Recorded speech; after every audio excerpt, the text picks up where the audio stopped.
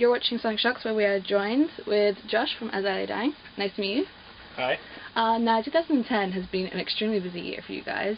You've just released an album, a very long tour. Needless to say, are you looking forward to going home, or are you going to miss the tour? I mean, I'm definitely going to miss being on tour and playing cool shows with, Suicide Silence, Stephen Shall Burn, but I haven't been home to my hometown in a long time because we've been so busy, so just going home for Christmas and hanging out with the family will be awesome, so that'll be cool. Now, your new album, The Powerless Rise, was released earlier this year. How do you feel the album has been received?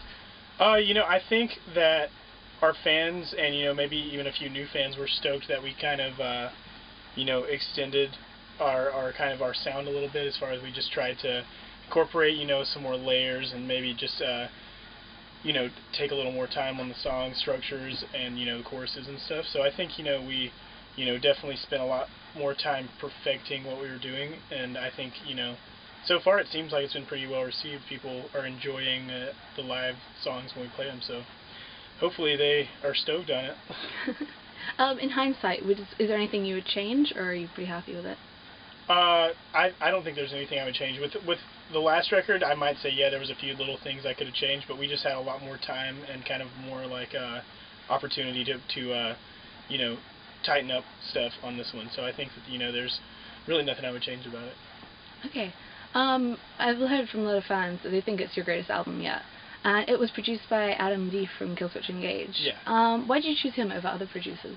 Well, we'd worked with Adam in the past, and we've done, tons of tours and shows with Killswitch, and Adam he's kind of a jack of all trades. He's great at producing. He plays drums, guitar, bass, and can sing and scream, so it's like he pretty much has a valid opinion on every instrument, and even in mixing and tones. Like, he's just a genius. So it's pretty much that, coupled with how good of friends and how much fun we have working with Adam, it's kind of like a no-brainer for us to use him. So yeah.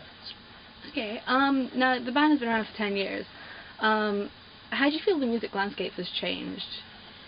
Well, I think for a while there, the genre that, As I Lay Dying, Killswitch, and bands like that kind of, were the first kind of, standouts, and kind of got, like, over, it was very, very crowded as far as, like, the same sound being copied and watered down, and just that's all you heard. And so I think in the past 5 years since that time, it kind of, the bands that really had something unique to offer were kind of, filtered through. So, like, as far as for that genre, there's not many of us left. So hopefully we're, showing people that we have something unique to offer while, still having that initial sound that made them, enjoy the band in the first place. Yeah, sure. So any, like, newer bands, do you think that they have the kind of, like, staying power at all, or? Oh, definitely. I mean, this is definitely, kind of me being put on the spot to think of it. Not your fault, but yeah. I mean, Suicide Silence, for what they do, is, like, I think they're one of the best and most unique of that genre, and I think that they definitely have the staying power, for a long time to come. And I mean, there's a lot of bands that that are coming out, and that's what's going to make them, stand the test of time, is having something to offer that's familiar enough to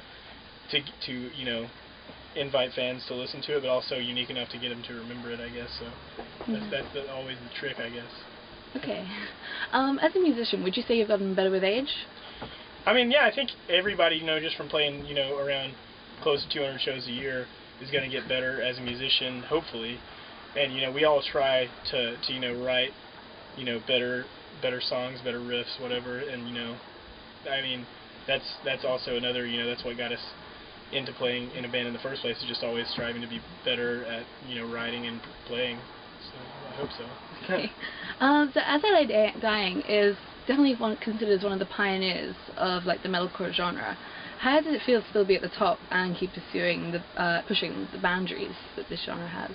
I mean, we're definitely very thankful, because, we've seen, friends bands, or just bands that, at one point maybe were, a little higher profile, kind of fall by the wayside, and I don't think it's really, I think we just feel really lucky, I don't think that we're doing something that's, like, we're not, trying to think of the way to say this, you know, we're not Picasso of our genre or anything. Like, we're doing something that's familiar and yet different enough for people to get and, like, remember, I guess. But I don't know. I think we're happy that we're at a point where we can play a show in the UK and have people show up to it. That's, you know, that's all we can really ask for as a band.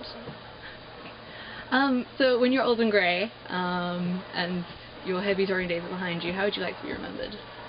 I don't know. It's just, you know, super heavy live band. I don't know. I want to be remembered as, you know, just not really ever releasing a complete, not really like forgetting our roots and not really taking what we have for granted. We don't want to be like rock stars. We don't want to, you know, like, even though it might seem that way, that as I showed up an hour late to this interview, which I'm sorry about. It was a text message that didn't go through, right, whatever happened. Anyways, so yeah, just remembered as nice guys who stoked for what they had and wrote some sick songs, I guess. Good boy.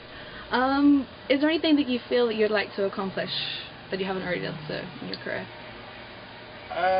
You know, I mean, we've done things that we would have only dreamed of doing, you know, like 10 years ago, like, you know, playing across the world, and, you know, we got nominated for a Grammy a few years ago, which was really a cool thing, I think, to be a part of, just being somewhere with the most, you know, revered musicians and, you know, talented people in the world. It's kind of like, you know, it's a big thing. But I mean, I don't know, just, I think something that would be cool to do is just, you know, be able to do this job until we are old and gray. You know, I mean, I don't know if that's going to happen because not many bands get to, you know, do that forever. But, you know, bands like Slayer, Metallica, they're still, you know, they're 45, whatever years old, and they're still out there doing it. So that would be definitely a cool goal to achieve. Okay. Last question now. You've got about 6 dates left of the tour. What can UK audiences expect to hear at the gig? We're playing, you know, I think about 4 songs off the new record, at least 4 or 5.